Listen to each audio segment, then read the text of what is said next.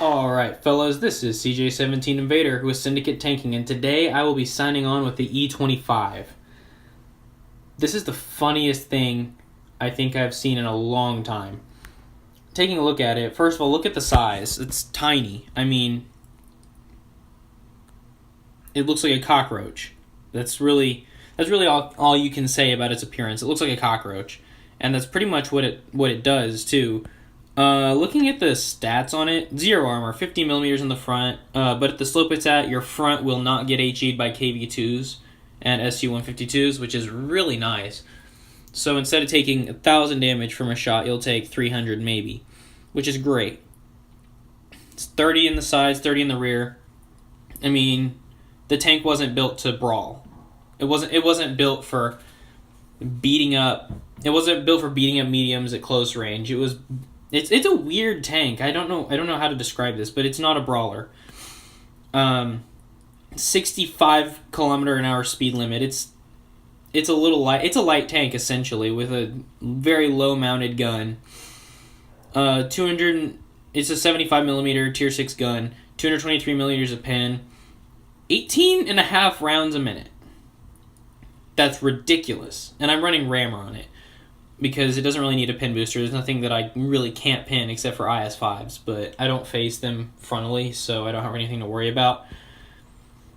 I really don't use the heat that often, except against like hold down black prints, IS-3s, KV-4s.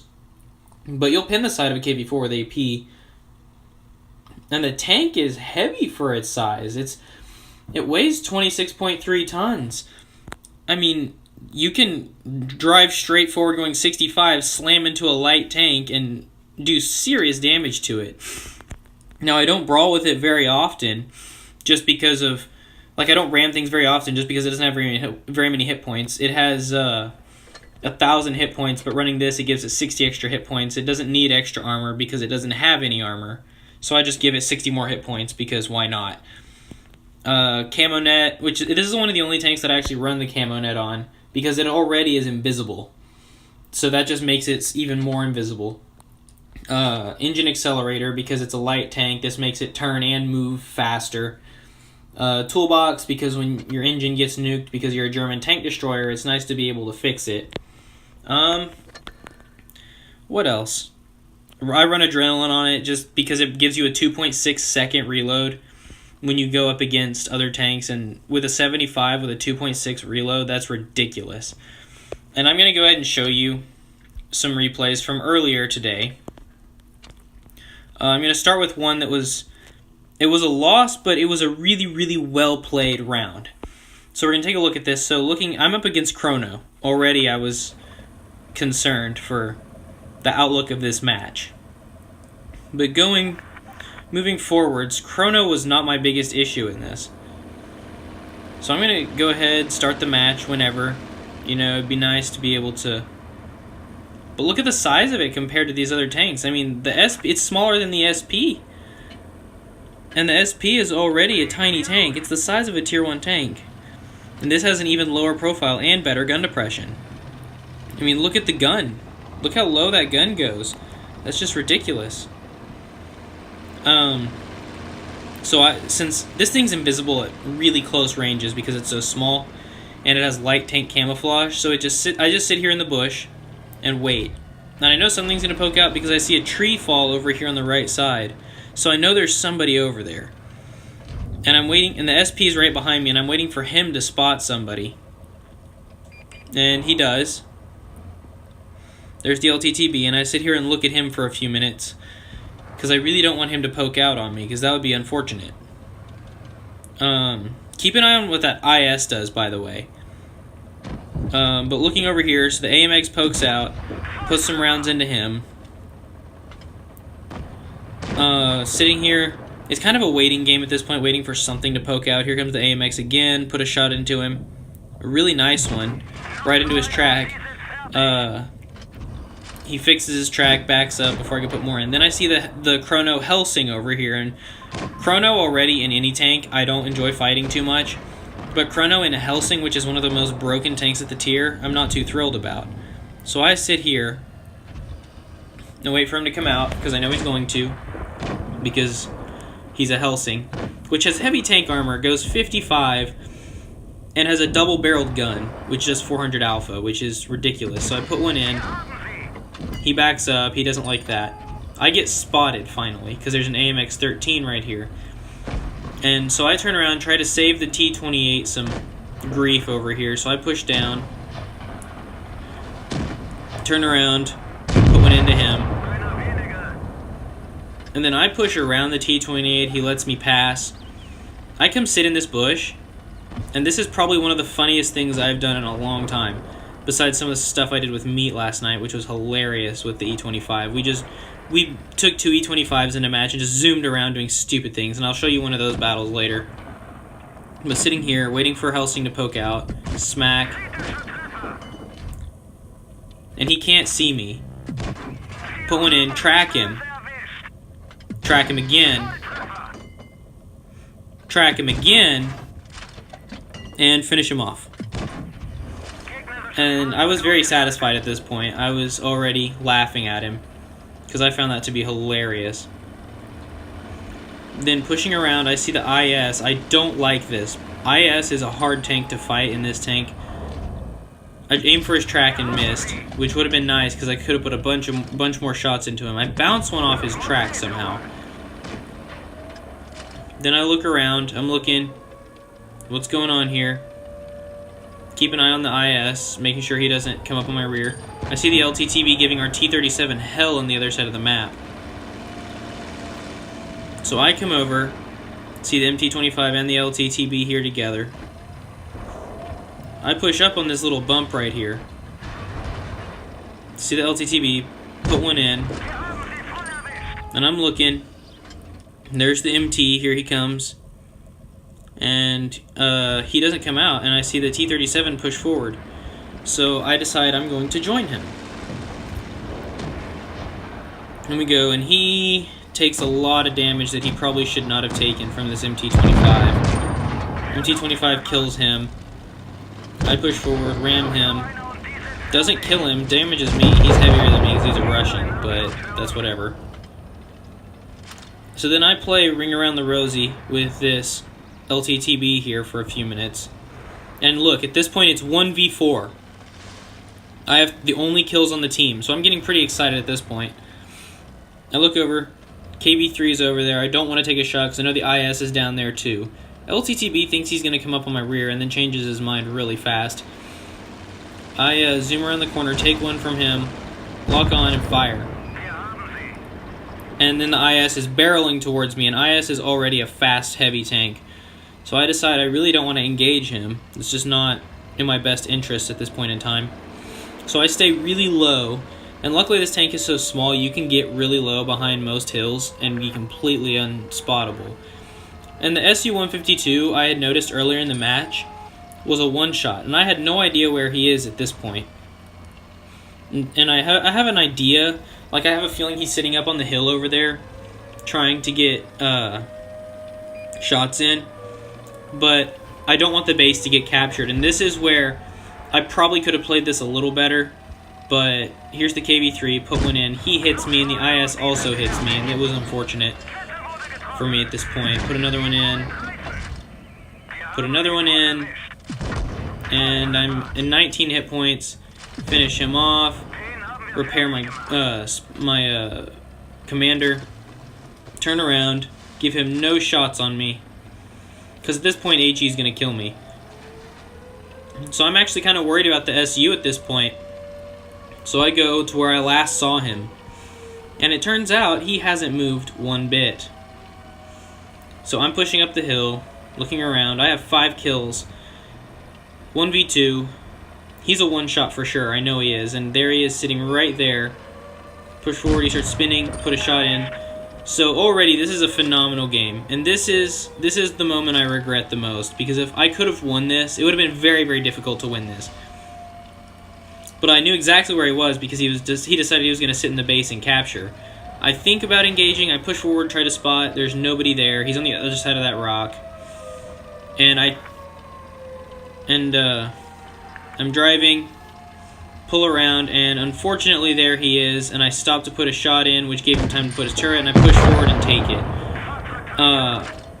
In hindsight, I probably should have gotten up in that bush, and because I probably still could have seen him, and he wouldn't have been able to see me, but that's still a first class, 6 kills, you know. I mean, that's a really, really good game.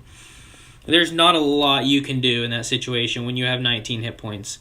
And I could have probably hung back, killed the SU before the KV-3, but I didn't want to risk it. I didn't want to let the two big heavy tanks get together and do some damage. And I didn't have that much time left. So I did what I could, and you know, that's all you can do sometimes. So now taking a look at a game with Meat and I playing together last night. The platoon on their team we'd played against multiple times last night, and they were infuriating us. And so we're just like, okay, let's do something stupid. And so we push over hard right, because they're all heavies and tank destroyers, so we figure they're going to be over there. So me and I are just zooming around the map. I mean, this thing is so funny. Nick and I were cracking up all night just because this thing is stupid. Pushing around. We go up to this little corner up here. And, hello, KV-2. Looking around. Type 62 sitting there. Meat puts a shell into him. Bounces his shot somehow. This tank gets bounces every now and then that I do not understand. So I see, hello, KV-2. Shell. Then I'm spotted, and he's got the long barrel, so he's going to hit me. And I'm fine with that. Because I know I'm going to out-DPM him no matter what. Because I'm a tier up, and I have a 3.2 second reload on a 75. I should have reset my camo, but whatever. Put a shell in, take another one. Push up, finish him off. Getting hit with this tank, I know from first-hand experience, ever since it first came out, is the most infuriating thing on the planet. Because there's nothing you can do, it just melts you. And two of them together on the same tank, that's just ridiculous. So I don't have very many hit points, so I'm sitting here like, well, what am I going to do? So Meat engages the AMX, bounces off him. I'm pretty sure I shoot him, and Nick shoots him right after me. We're sitting here, and he can actually do some serious damage to us. He hits me again, and I'm like, okay, I'm not fighting him frontally. Forget this. I'm going to go become invisible. So I pull around this corner, and by this time I'm invisible again. I know they can't see me. Coming around. Meat's over there engaging him. That guy's pretty much toast at this point. Yeah, he was up against Meat and an IS, and I believe an M4 of some variety. Yeah, the Easy 8. Pushing around. It's 5v4. This tank just does stupid things. Like, you can go from one side of the map to the other with no repercussions. And somehow I didn't take a shot there, and I'm still confused as to how they did not shoot me. And so Meat and I pull around. Full health T-43. Nick puts a max roll. I light him on fire. Meat puts another one in. I put another one in. The guy's still on fire. Apparently he doesn't like fire extinguishers. And then I finish him off. This tank, especially two of them together, just makes quick work of anything. SU-100 up there. He's getting bullied a little bit by the M4. He's dead. Black Prince over here. We don't like Black Princes at the moment. They have way too fast a reload. They have pretty much the same DPM this thing does. And I do not understand it. But I pull around. He doesn't shoot me. I look up. SU-152. And Black Prince is dead to the IS. SU pulls up. Gets hit again, and Meat and I hit him at the same time. And that is how you make quick work of a team with two E25s. It's hilarious. If you focus on the same target, you can out-DPM anything. Looking at that, top of the match again, 2K. Meat did really well. And now I'm going to show you a game at Mines that shows you just how stupid this thing's DPM is.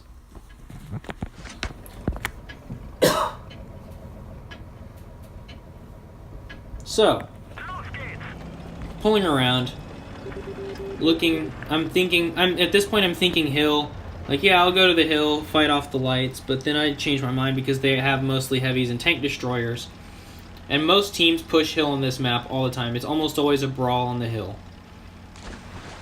So I think about this little corner over here. I'm like, well, there's a bush here, but I can't really get my gun around that. I'm going to try to push up this, and I'm not going to succeed. Just not quite enough engine power to get up there. I try really hard for about 30 seconds. I try to get up there. And I'm like, yeah, this is futile. So I push backwards. If anybody had been looking over here, they would have seen that tree fall and I would have been in danger. But then I see the Black Prince and I'm like, well, I don't like Black Princes at the moment, so I'm going to shoot him over and over again. He's probably confused as to how he's getting a taste of his own medicine. Put a shot into him. Put a shot into him again.